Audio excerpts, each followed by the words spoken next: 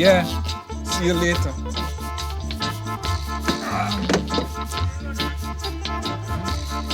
We consider this a very special place called Cockpit Country, which is regarded as the last remaining wilderness area in Jamaica.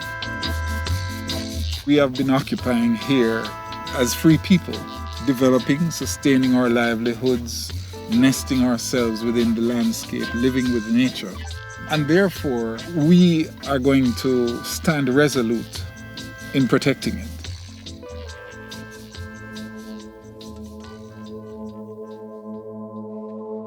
The government wants to mine bauxite, which happens to be in Cockpit Country. We have to figure out how we proceed from here as a group. The people here, all we know is about farming. For people have to eat.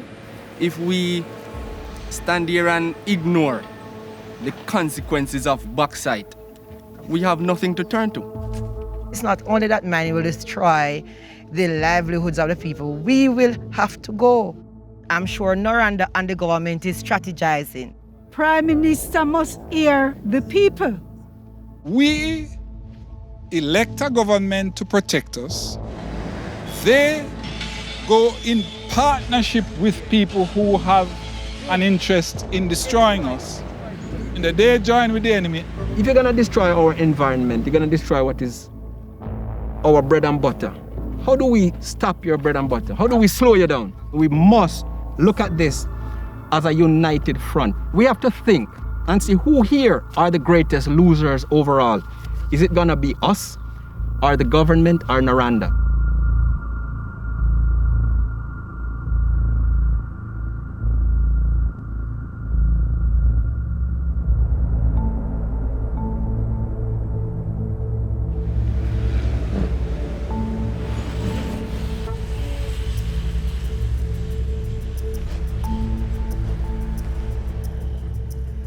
When people think of Jamaica, they typically think tourism. But there's another huge part of the economy, and that's bauxite mining, which is where aluminum comes from. Mining has been happening here for decades, but it's taken a toll on the land and the people. We're right across the street from a bauxite export facility, and we're here in the community to see what people think about it.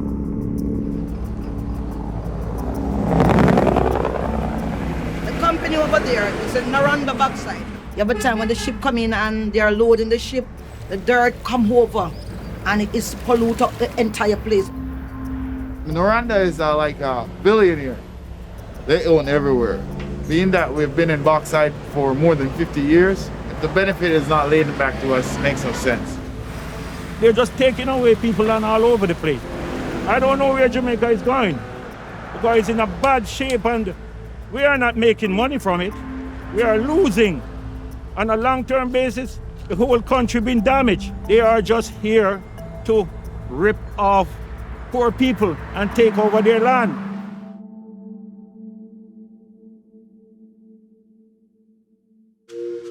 Here's a lucky young lady planning her vacation to Jamaica.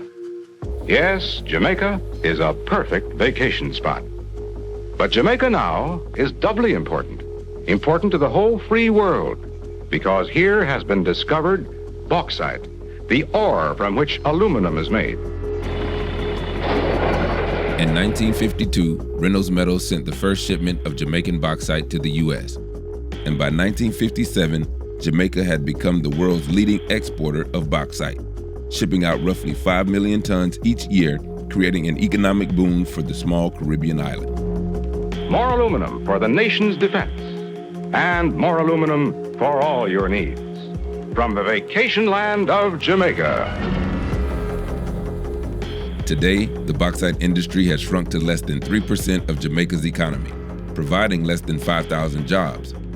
But the government has budgeted over $100 million to expand the industry through 2023, raising concerns among the Jamaican people and environmentalists.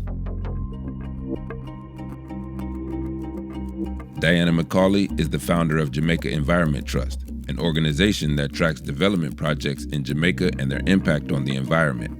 Why is bauxite such a big deal here in Jamaica? It's a big deal from many points of view. It's been an important plank of our economy, but we have never, in the entire years of the industry, paid attention to its impacts, to its costs.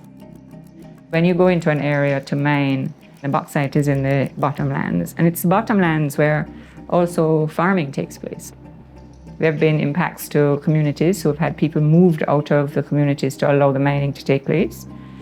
And if you talk to the farmers who've actually got land to farm that has, after bauxite has been mined, they will tell you there's very little it can grow.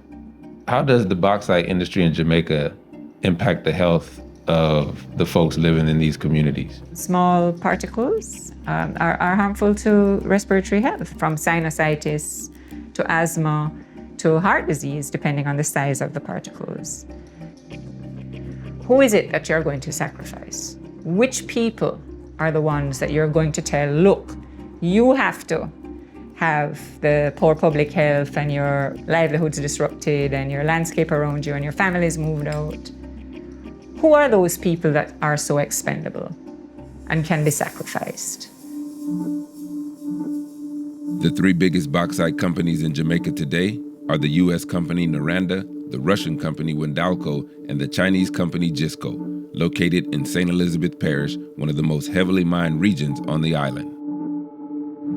Right now we're driving into Nain to meet a local councilor who represents the residents here who have been complaining about the effects of the bauxite facility.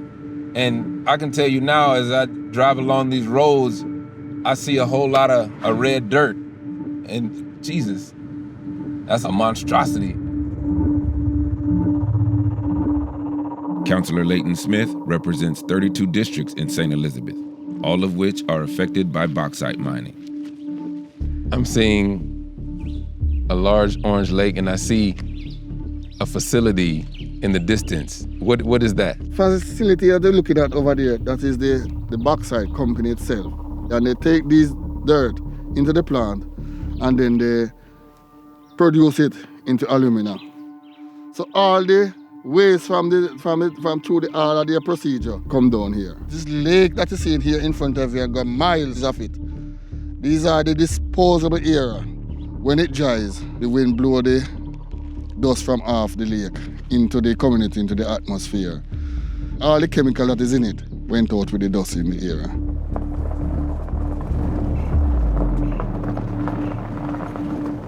We went to the community of Warminster to meet with some of the people who live close to the mud lake.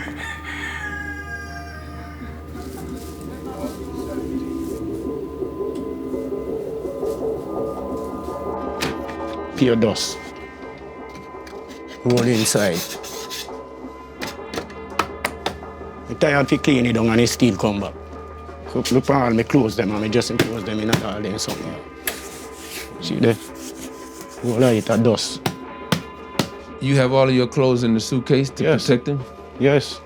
You have to protect them inside here. That's how I do my place. Look under here, sir. That's the dust. Pile up the whole of my music. There is nothing I can do to stop the dust.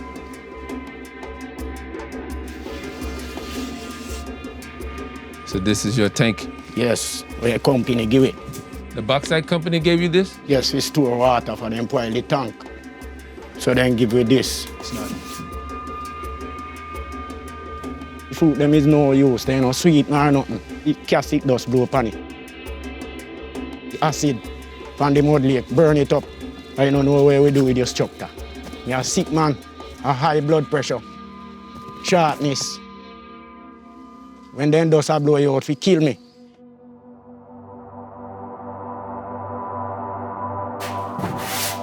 All of this dust, where is it coming from?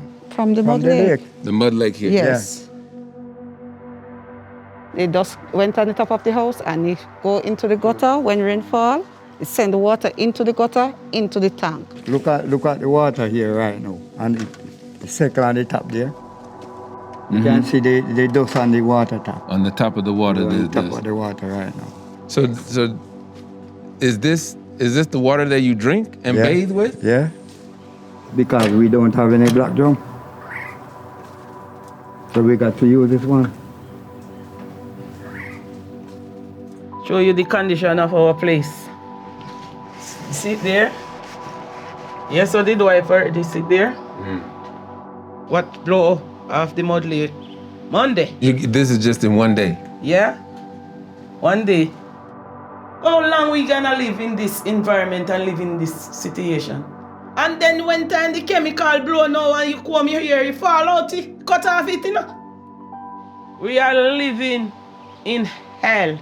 And as long as the Prime Minister, Mr. Andrew Holness, don't involve in a situation, we're gonna die in it for the rest of our life. Prime Minister Holness positions himself as a climate leader on the world stage. We are partnering with others to ensure that our marine environment, on which our socio-economic survival depends, is being sustainably utilized and managed. But it's not just the tourism areas on the coast that need protecting. Inland, depleted bauxite reserves are pushing the government to move mining operations closer and closer to the most ecologically sensitive part of the island, known as Cockpit Country.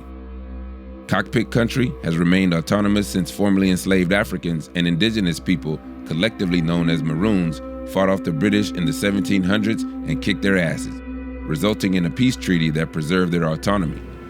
Cockpit Country has no emergency services, no hospitals, and no piped-in water. The people who live here continue to live off the land as they have for hundreds of years. But now that autonomy is under threat. We are grateful to have finalized today the additional documentation that solidifies this mutually beneficial relationship and which provides us with a new mining lease that we expect will sustain our operation here for decades to come. Excuse me, brother. How you doing? I'm trying to get to a compound. Straight road? Yeah, it was straight road there. You have to walk up on the road, turn off, so don't turn out, it was straight road. Okay. My man say, when you see the opportunity to turn, do not turn. Do not turn. Go straight. This his hood. But you know, when he said don't turn, I thought I'm taking it literally. That's Jamaican GPS. Cockpit Country is represented by a council of 4 Maroon chiefs, the youngest being Chief Richard Curry, who was elected after running on a campaign to protect Cockpit Country from bauxite mining. From the youths of the Maroon community island-wide, we're in support of no mining in the Cockpit Country.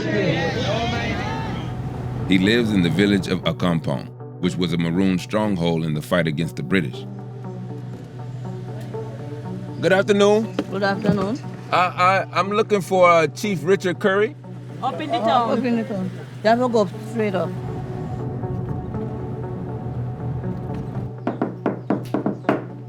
Chief? I don't think he's home right now. Chief Curry wasn't easy to find, so I just walked around the village looking lost until somebody took pity on me. Hey, do you know where the chief is? Yeah.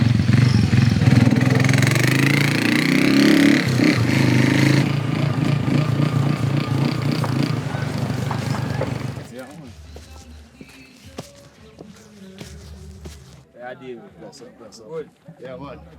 Chief, what going? Yeah, man. Pleasure. So, where are we right now? What is this? So this is the birth ground of the revolutionary warriors who defeated the British to obtain a treaty in 1738. So these same stones that you're seeing here are those same stones that they will sit on. This tree is over 300 years old and still bears fruit today. How do you connect this fighting spirit of your ancestors to what it is that you're doing in the fight against bauxite mining? We've always maintained the culture, maintained the heritage, maintained the land. We've never walked away from the legacy that we knew our ancestors left for us. Mm-hmm. It is us who should lead that stand in defense of the territory, right? These are our lands.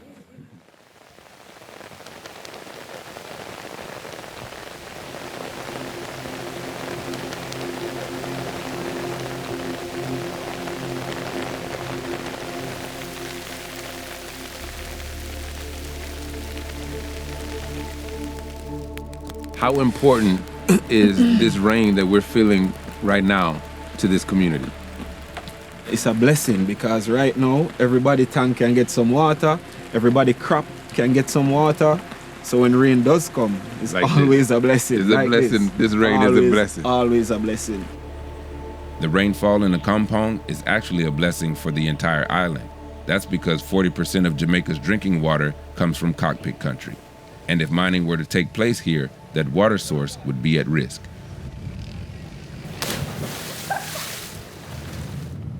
We're going to meet Susan Koenig of the Windsor Research Center, who's an expert in the ecology of cockpit country.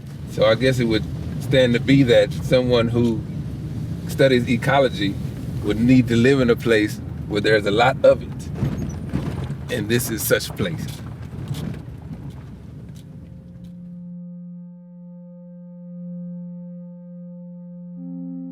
What would the general effects be of bauxite mining in cockpit country?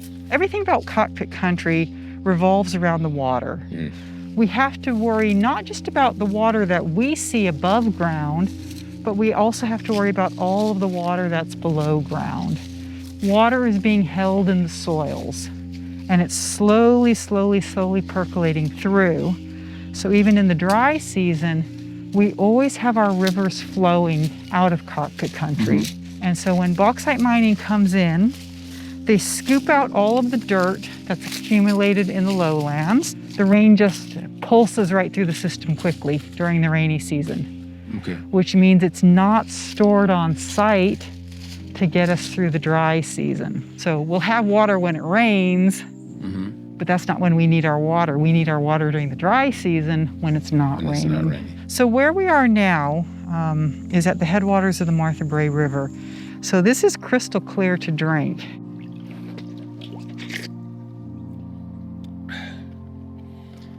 Yeah, that's better than Poland Springs. This water is actually coming all the way from the other side of cockpit country. There's an area called Albert Town, and because we're only 100 meters above sea level here in Windsor, we're actually very low in the aquifer. All of that water has slowly filtered through. So if mining was a reality in Albertown, which is far from here, it would affect your water supply all the way here. Yeah, without a doubt. Wow. Over in Albertown, community leader Hugh Dixon has been active in the fight against bauxite mining for more than 25 years as head of the Southern Trelawney Environmental Agency, an organization dedicated to protecting cockpit country. This is the eastern side of cockpit country. We are over here, and what you're looking at here is, in yellow, is the boundary of the cockpit country stakeholders group. This came out of a commissioned study commissioned by the government of Jamaica. And the Prime Minister of Jamaica goes into the Parliament on the 21st of November 2017 and says, I will protect cockpit country. The wait is over. Today, we are announcing the areas to be designated as the boundaries of the cockpit country and the cockpit country protected area. We jumped. That was it. But that was really this blue line that he selected. Well, it's kind of funny that that blue line don't match the yellow line. It doesn't match the yellow line. Here is, in this northeastern corner, an area that is left out. Inside here is Special Mining Lease Area 173. SML 173. Well, SML 173, in a sense, you could say bauxite mining is finished in here. So the objective is to move west.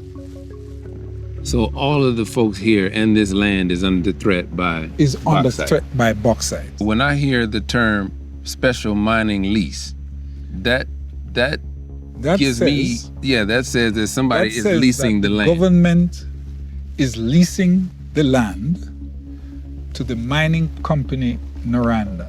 The government of Jamaica is a 51% shareholder with Noranda in a company called Noranda Jamaica Bauxite Partners 2. If the Jamaican government is majority owner in a company whose best interest financially is to mine SML 173, you all are in for a hell of a fight.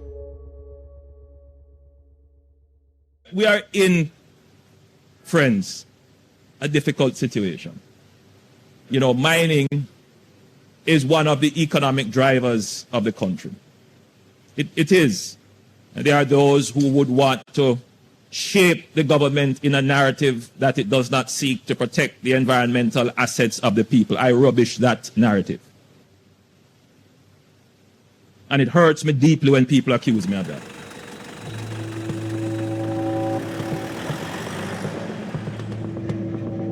So this road we're driving down right now, it pretty much serves as an imaginary line that divides unprotected land from protected land.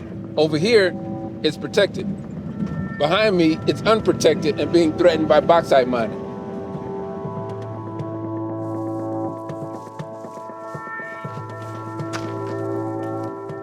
So this is the official marker, the monument. It says Cockpit Country boundary. Do not disturb. Everything on this side, my left foot here, over here, is protected area. This foot is unprotected. My whole body is unprotected right now.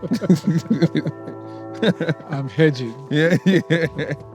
So that guy's house is in the mining area. His house is threatened. But if that house was sitting on the other side of this pole, he'd be fine. Right. Got some evidence of protest here. This represents the degree of opposition.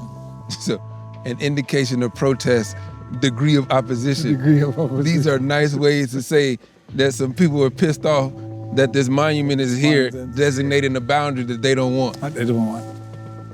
Full stop.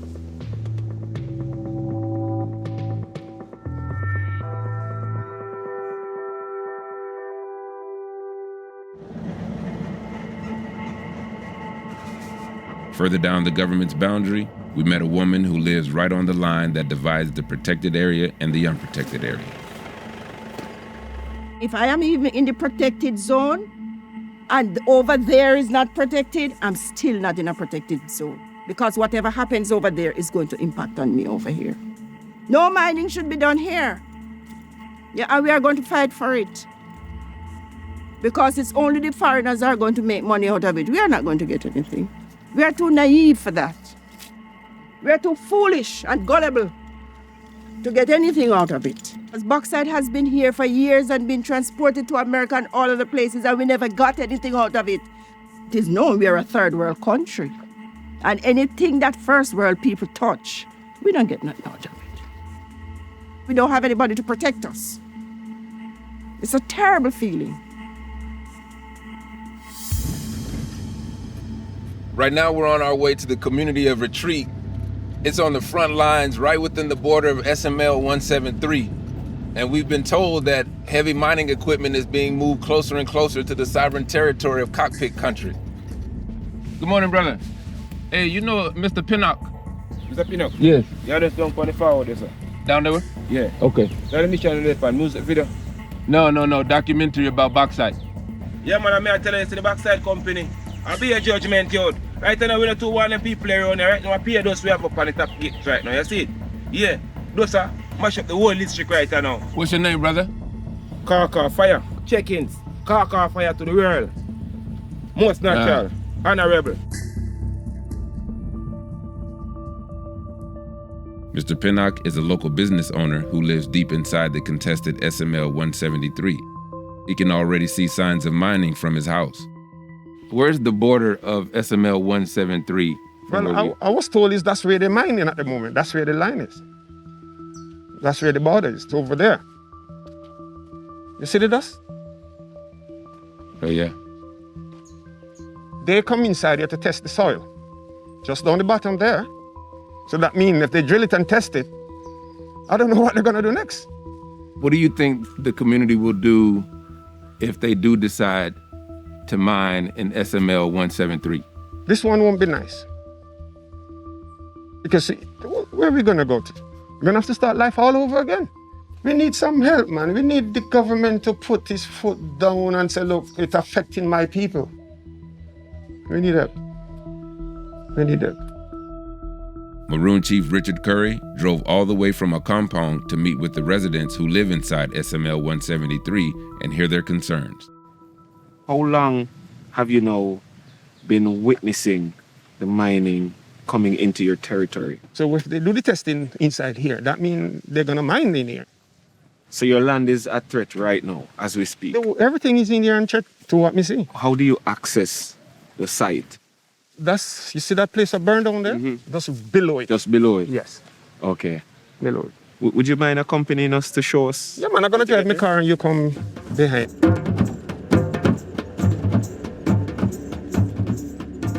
So all these homes that we're looking at here right now are under threat of mining. It's important that we come over here to see what's happening and to understand what's really taking place. We just arrived at the border of 172 and SML 173. And this is where the dust was coming from that Mr. Pinnock was talking about. And if you look over this way, you can see this heavy equipment moving closer and closer to the sacred ground and territory of Cockpit Country.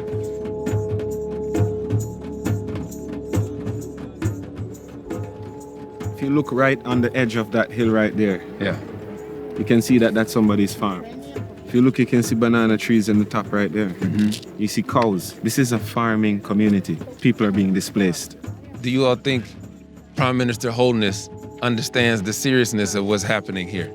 I don't think he understands what is going on here. Otherwise, probably he would be here because it's a serious thing.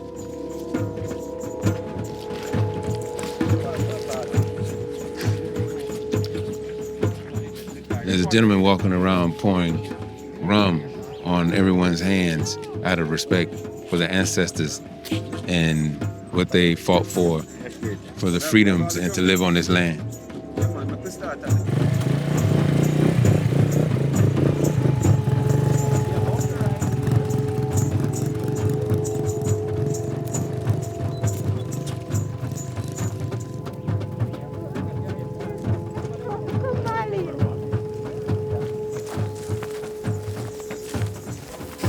M for maroon.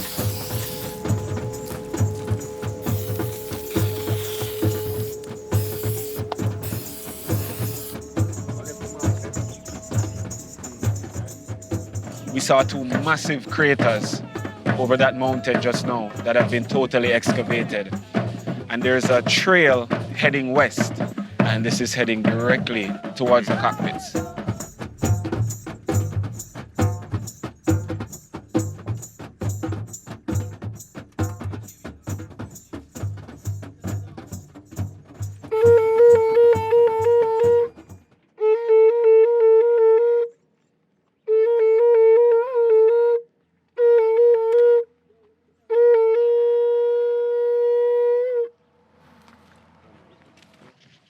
As bearer of 1738 treaty with responsibility for the cockpits, it is my responsibility to attend to the voices of the people. So I'm here on the premise of what is happening in terms of mining. You well are aware of the contention around the Cockpit Country. The voices will come, so we just come for look. We just want to wake up the ancestors, pay them some tribute right now. Some want to knock it like you never knock it before, you understand? Why?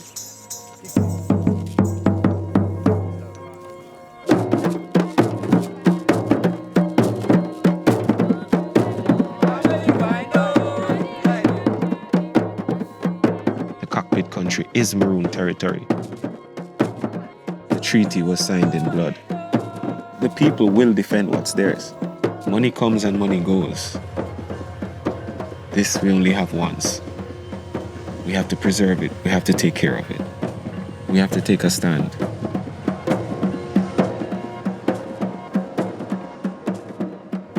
Now it's my pleasure to introduce Prime Minister Andrew Holness of Jamaica. In an effort to get a definitive answer on the fate of SML 173, we reached out to Prime Minister Andrew Holness, who declined our interview request, as did 3 other administration officials. But we tracked down Howard Mitchell, the former head of the Jamaica Bauxite Institute, which is a branch of the government that oversees the industry. Between 2010 and 2016, I was chairman of the Jamaica Bauxite Institute. What were some of the most significant benefits that came out of bauxite mining? You could see and feel the money in the mining communities in the heyday, okay? The cars, the houses, and there was promise, but the question is whether the disadvantages outweigh the benefits. The philosophical position of successive governments weakens them as an advocate for the people because their dependency on the tax take. When you do not have cash flow, when you don't have revenue, it causes you to make decisions which are short-term. And we created devastated communities and dislocated families and towns. Do you feel that the Jamaican government is addicted to bauxite mining? We are being carried along by the momentum of history. You are taking out something that we can't replace. You're removing our soil, which is the heart and soul of a country. We are now extracting our own blood in order to pay our bills.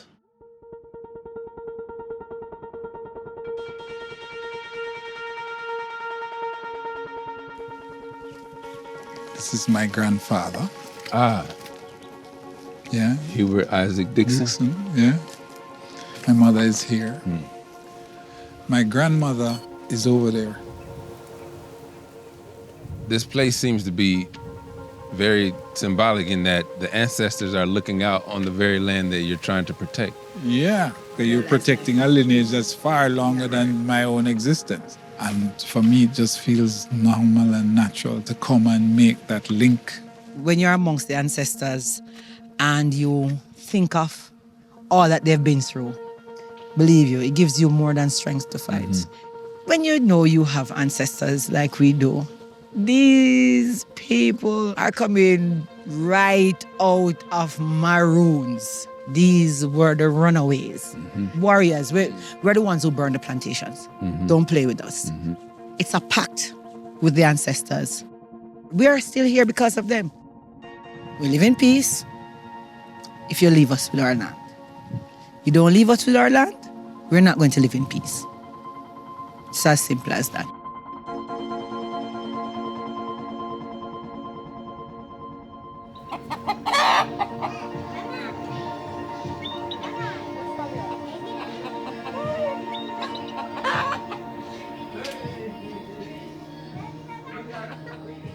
Should the mining companies violate the sovereignty, what do you intend to do?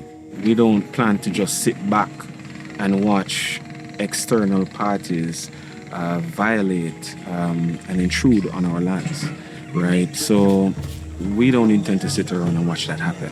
What are we gonna do? Maybe I can say that on camera.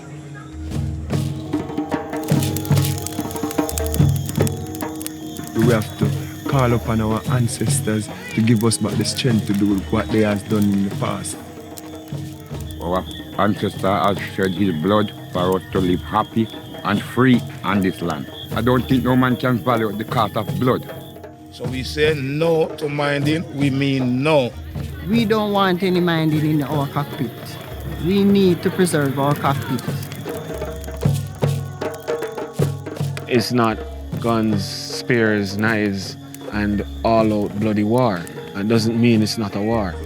The right of their land, the right of their sovereignty, the right of their freedom, it's all bottled up and tied up into this one single act of encroachment.